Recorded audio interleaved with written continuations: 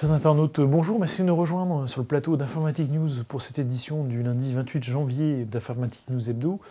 Et pour décrypter et analyser l'actualité IT et télécom de la semaine, je suis en compagnie de notre rédacteur en chef, Guy Hervier. Bonjour Guy. Bonjour Jean-François. Alors Guy, cette semaine, la semaine dernière, se déroulait le FIC. C'était l'occasion de passer un certain nombre d'éléments en revue sur la sécurité. Et puis le retour sur une annonce du gouvernement sur une nouvelle politique en matière de cyber. Alors on va parler de cybersécurité, de cyberoffensive. Effectivement, c'est Florence Parly, la ministre de la Défense, qui faisait une présentation juste avant le FIC. Sur je dirais la nouvelle politique, doctrine en matière de cyberdéfense. Et effectivement, comme vous l'avez indiqué, en fait, elle a ajouté à l'existant un volet offensif. Ça veut dire quoi? Ça veut dire que jusqu'à présent, il y avait un volet défensif, donc on essayait de se prémunir de toutes les attaques et de les maîtriser. Et là, le volet offensif, en fait, c'est l'idée que on se garde le droit en fonction d'attaques de pays ou d'entités extérieures de riposter. Effectivement, ce sont des activités qui sont un petit peu différentes. D'ailleurs, ça me faisait penser un peu au football américain. Je ne sais pas si vous savez, mais vous avez une équipe qui joue en défense et une équipe qui joue en attaque. C'est quelque chose d'un peu surprenant, mais parce que ça correspond à... C'est pas le même jeu. Exactement, c'est pas le même jeu. Donc ça, c'est une évolution assez sensible. Et juste pour positionner un peu où est-ce qu'on s'en situe dans cette politique cyber, donc dans le cadre de la loi de progression militaire qui va de 2019 à 2025, en fait on a un budget qui correspond à 1,6 milliard d'euros, donc c'est quand même important.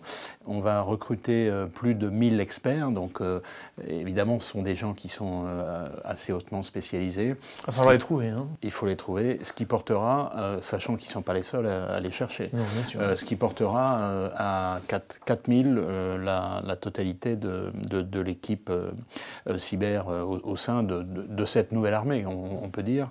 Et donc, effectivement, la difficulté, ce sera de recruter ces experts, sachant que, je veux dire, toutes les entreprises et puis toutes les fournisseurs spécialisés en cybersécurité, eux aussi cherchent des compétences. Donc on sait d'ailleurs que la France n'a pas la formation, le montant de formation suffisant pour voir tout ça. Donc ça veut dire qu'il y a sans doute des choses à faire dans ce domaine. Bon, écoutez, sûrement ensuite au prochain épisode. Alors le sujet suivant, ça aurait pu d'ailleurs être un coup de gueule, c'est l'augmentation des prix de la Google. Alors je suis perdu, on dit plus Google Suite maintenant, on dit Google at Work. Oui, la G Suite. La suite robotique, la suite bureautique. Pas encore robotique de Google, qui augmente ses prix de 30%, enfin les prix d'entrée en tout cas. Voilà, alors en fait, effectivement, cette G Suite, elle est proposée en plusieurs formules. Donc il y a les formules gratuites, donc elles sont gratuites par définition, donc elles ne changent pas. Donc ça, c'est pour l'éducation, c'est pour le monde associatif. Et puis donc après, il y a les versions payantes, donc il y a Basic, Business et Entreprise. Et donc ça concerne cette augmentation du tarif de 30%, ça concerne les deux premiers niveaux, c'est-à-dire Basic et Business. Alors la première réaction qu'on peut avoir en regardant ces prix-là, c'est que finalement, le prix des logiciels n'a absolument rien à voir avec le coût de production du logiciel. Ça, c'est une chose. La deuxième chose, c'est que Google justifie cette augmentation. Je suppose qu'ils augmentent parce qu'en fait, ils peuvent se permettre d'augmenter, vraisemblablement, mais Google justifie cette augmentation par le fait qu'il y a eu un certain nombre d'améliorations fonctionnelles sur cette suite depuis quelques années et que le prix était resté inchangé. Et donc, ils justifient le fait de pouvoir augmenter cette suite. Bon, évidemment, sachant qu'il y a quand même une concurrence chez Microsoft. Donc là, c'est quand même... Sachant que le positionnement prix quand même de la suite Google était inférieur au positionnement prix de Microsoft. Donc il y a peut-être une espèce de réajustement voilà, en se disant la concurrence sera peut-être plus sur les prix, plus sur les fonctionnalités. Bon. Et sachant que il y a pas, à part Microsoft, il n'y a pas beaucoup d'alternatives. C'est vraiment une espèce de duopole entre deux acteurs. Alors ça, c'était pour Google. Alors pas très loin de monsieur de la Défense à Versailles, le président Macron recevait la fine fleur des PDG mondiaux sur la chemin de Davos. Et donc c'est l'occasion de revenir sur un certain nombre d'annonces par les PDG d'entreprises high-tech, IBM. Alors effectivement, c'était la deuxième édition, c'est sa formule Choose France en bon français. Donc il recevait 150 chefs de grandes entreprises, beaucoup d'entreprises internationales évidemment. Et donc on se souvient que l'année dernière ça avait été quelque chose d'assez réussi parce qu'il l'avait fait pas à la dernière minute mais relativement tardivement, et il avait réussi à finalement attirer du monde alors que c'était quasiment en même temps que Davos. Donc c'était un coup assez spectaculaire. Donc là il a refait une deuxième édition. Le message il est simple, c'est venez en France parce qu'on a tout ce qu'il faut, on a les talents, les infrastructures, on a les services publics qu'il faut, donc vous pouvez venir. Et à cette occasion-là, donc un certain nombre de fournisseurs ont fait des annonces, d'ailleurs assez en retrait par rapport à l'année dernière. Donc vous avez cité Cisco met sur la table 70 millions. On ne sait pas très bien d'ailleurs sur 3 ans pourquoi faire. Donc est-ce que c'est pour mettre de l'argent dans des startups, est-ce que c'est pour aider à la transformation numérique, donc on ne sait pas trop. IBM, lui, inaugurera, parce qu'en fait, il a fait l'annonce, mais inaugurera ses nouveaux locaux sur Paris-Saclay, donc le nouveau plateau, j'irais, on va dire, technopôle, certainement qui sera un des plus importants en Europe. Donc là, c'est pour pour mettre en place un laboratoire d'intelligence artificielle. Et puis Microsoft, pareil, intelligence artificielle, et là, c'est au sein de ses locaux à Issy-les-Moulineaux. Donc, et d'ailleurs, les deux prévoient une centaine de spécialistes dans le domaine. Alors, l'ennui avec toutes ces annonces, c'est que après, c'est des annonces et puis après on les suit pas. On ne sait pas très bien ce qui s'est fait. Et puis après, ce sont de nouvelles annonces qui incluent les anciennes. Donc, mais enfin, en tout cas, la conclusion, c'est que ces 3 annonces sont faites à l'occasion de cette deuxième édition. Mais globalement, c'est un peu en retrait par rapport à l'année dernière où les sommes avancées. Alors, je me souviens que l'année dernière, quand même, il y avait SAP qui avait annoncé un montant faramineux. Exactement. Dont on ne sait pas d'ailleurs ce qu'il est devenu. Qu'est-ce qui en a été fait. Quand on se retrouve avec quelqu'un des SAP, on lui posant la question. Autre élément, on parlait d'IBM. Le feuilleton trimestriel, les revenus d'IBM, alors on en est où ce mois-ci? Alors là, en fait, c'est les résultats annuels, mais effectivement, c'est à la suite du 4e trimestre. Et donc, sur l'ensemble de l'année, IBM fait plus 1%, donc en gros, il stabilise. Sur le trimestre, c'est nettement moins bon. Les résultats sont un tout petit peu supérieurs à ce que les analystes financiers attendaient. Et donc, tout de suite, ça a un effet sur l'action, plus 7%. Donc, c'est toujours un peu étonnant parce que le supplément n'est pas considérable. Les bénéfices nets sont assez en nette augmentation, 8,7 milliards par rapport à 5,7 milliards, mais sachant que l'année dernière, IBM avait fait des provisions, donc c'est difficilement comparable. Et puis, donc, la stratégie d'IBM, c'est simple, c'est en gros tout ce qu'ils mettent dans stratégique impératif, stratégique initiative, donc Watson, le cloud, donc l'intelligence artificielle, les solutions cognitives, etc. Et donc ça augmente plus vite que le reste qui est en train de s'écrouler. Et donc la question, c'est de savoir ce qui va plus vite en augmentation doit aller plus vite que ce qui va en décroissance. Et donc ces initiatives stratégiques représentent désormais 50% du chiffre d'affaires d'IBM. Donc, sachant qu'on attend l'année prochaine les résultats d'acquisition de Red Hat. Exactement. Donc ça a été effectivement une des étapes importantes de l'année 2018. Mais bon, je dirais que l'essai n'est pas encore transformé chez IBM. Et ça fait quand même... depuis que Ginny Rometty est là, ça fait pas mal de temps qu'on essaie de transformer l'essai. Mais bon. Enfin, en tout cas, IBM a réussi à être un acteur du cloud, a signé d'ailleurs récemment quelques contrats intéressants, notamment avec BNP Paribas. Donc c'est un acteur important du cloud, pas vraiment le cloud public, mais plutôt le cloud privé. Mais en tout cas, l'essai n'est pas encore conclu, si on peut prendre cette image. Et pour finir cette rubrique en bref, on a la rubrique People avec une succession au niveau de l'Information Builder. Oui, alors là effectivement c'est le fondateur de l'entreprise, Gérald Cohen, qui s'en va. Et donc il était là en fait. Pourquoi c'est intéressant? Parce qu'il était là au moment de la création de l'entreprise par définition, et ça fait 43 ans. Donc il est remplacé par son successeur qui a été engagé il y a 2 ans. Franck Vella, me semble-t-il, c'est ça? Comment? Franck Vella, Franck Vella, voilà, qui a été embauché il y a 2 ans comme directeur des opérations, donc numéro 2, il devient numéro 1, sachant que Gérald Cohen reste chairman. Mais donc 43 ans, c'est quand même étonnant à la tête d'une entreprise. Donc c'est un éditeur important. Hein, oui, c'est le fondateur de la BI, non? On peut dire voilà, ça comme ça, exactement. Et 43 ans, si on se reporte en arrière, on a un peu de mal, mais il n'y avait pas de PC à l'époque. Non.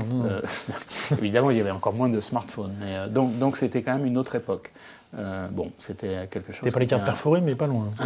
Important à mentionner, oui. Et alors ça, c'était pour les sujets en bref de la semaine. Le sujet, j'allais dire, sur lequel vous avez souhaité approfondir cette semaine, c'est le passage de Windows 7 à Windows 10, parce que les entreprises n'ont plus tellement le choix, parce que je crois que si j'ai bien compris, l'année prochaine, c'est l'arrêt du support officiel de Windows 7. Alors Windows 7, donc c'était vous vous souvenez, dans les versions de Windows, il y en a une bonne et une mauvaise, c'est un peu comme sur Intel, c'est la stratégie TikTok, là.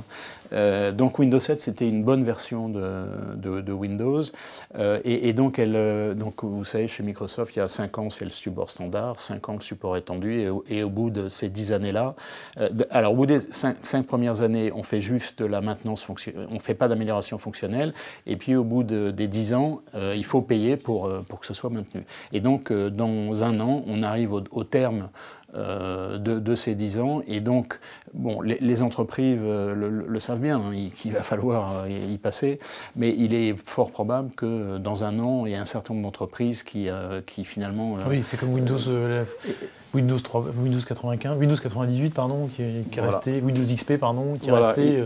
Exactement, très très longtemps, parce que elle aussi, c'est une très bonne version, et donc on se retrouvera sans doute l'année prochaine avec des entreprises qui seront... toujours sur Windows 7. Sans doute obligées de verser au pot. Sachant qu'il y avait aussi une autre annonce en même temps, c'est que vous vous souvenez de la version 18.09 de Windows 10, qui avait eu des petits problèmes il y a 3 ans, il y a 3 mois, puisque en gros, je crois qu'elle effaçait des fichiers sans qu'on lui demande son autorisation. Et donc là, apparemment, Microsoft a remis les choses dans l'ordre et il va relancer la mise à jour automatiquement. Et ce qui est intéressant à noter, c'est que Windows 10, donc la version actuelle, vient tout juste de dépasser en termes d'installation Windows 7. Windows 7. Donc ça veut dire que finalement, ça met quand même pas mal de temps. Donc il y a un parc quand même important à faire évoluer. Hein. Bien entendu, oui.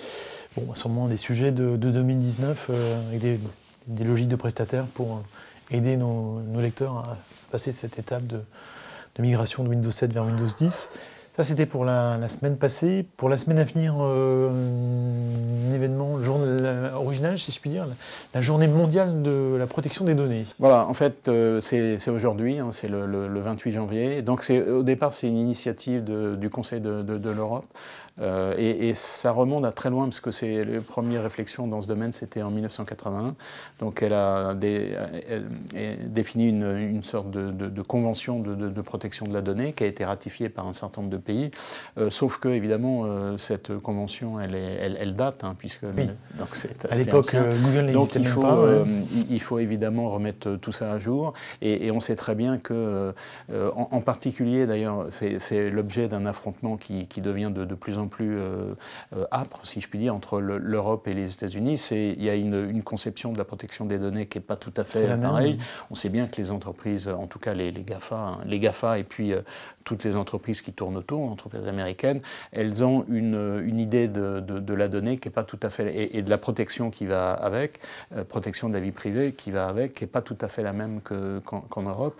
Donc c'était intéressant de le mentionner parce que on sait que la donnée, c'est évidemment la ressource importante de toutes les entreprises, dont la perte, par exemple, peut occasionner des effets absolument dévastateurs. Donc c'était intéressant de mentionner cette journée, parce que, bon, évidemment, c'est comme une journée, hein, le 29, on passera à autre chose, mais en tout cas, ça mérite d'exister. Justement, non, il ne faut pas passer à autre chose, il faut Et bon, il y a eu quand même des initiatives qu'il faut saluer, il y a eu la RGPD qui a été mise en place l'année dernière, donc qui fait prendre conscience et qui oblige les entreprises à faire un certain nombre de choses dans ce domaine. Alors justement, on dit, puisque vous parlez d'RGPD, ce sera le coup de... Oui, alors, les encouragements, on va dire, du jury oui. à la CNIL qui s'est fendu, qui a ouvert les hostilités, on va dire les choses telles qu'elles sont, voilà. auprès de Google, avec une première amende de 50 millions d'euros. Donc, c'est pour voir, si je puis dire. Voilà, alors, bon, on ne sait pas très bien si on le met en coup de cœur ou coup de gueule, mais bon, en tout cas, effectivement, c'est une démarche qu'il faut saluer de la CNIL, qui montre que finalement, c'est pas juste des mises en conformité et on essaye de faire les choses, etc. Non, c'est contraignant, il faut le faire. Donc c'est la première amende qui est infligée à Google, 50 millions d'euros. C'est peut-être pas considérable, mais enfin c'est quand même significatif. Bon, évidemment, Google va faire appel. Donc c'est l'État. Alors, clair. Sachant qu'en plus, 50 millions d'euros pour le territoire français. Voilà, donc ça a valeur d'exemple pour les autres instances nationales qui peuvent s'en servir. Alors si on commence à multiplier 50 millions d'euros par autant de pays de la communauté européenne, ça commence à faire un peu d'argent. Sachant qu'en plus, il y a la taxe sur le chiffre d'affaires qui vient d'être mise en place. Donc, je dirais de tous les côtés, là, les GAFA vont être mis à contribution. Bon, en tout cas, c'est quelque chose qu'on envisageait déjà depuis un certain temps et on n'avait pas l'impression que ça allait se mettre en place. Et puis, là pour le coup, en plus, je conclue là-dessus, en plus des 50 millions de dollars, il y a aussi la problématique du modèle économique de Google, parce que si on a bien lu la décision, on a bien compris, Google doit changer en partie son modèle de collecte des données, et donc son modèle économique va changer, et donc son niveau de rentabilité, son business va changer. Il est probable, enfin ils sont de tel niveau qu'ils peuvent... Oui. Et puis en plus, le temps de la justice n'est pas forcément celui des nouvelles technologies, c'est encore un autre problème. C'est sûr. Très bien, écoutez, je pense qu'on conclut là-dessus, Guy, et puis on se retrouve donc la semaine prochaine pour une nouvelle édition d'Informatique News Hebdo, je vais y arriver.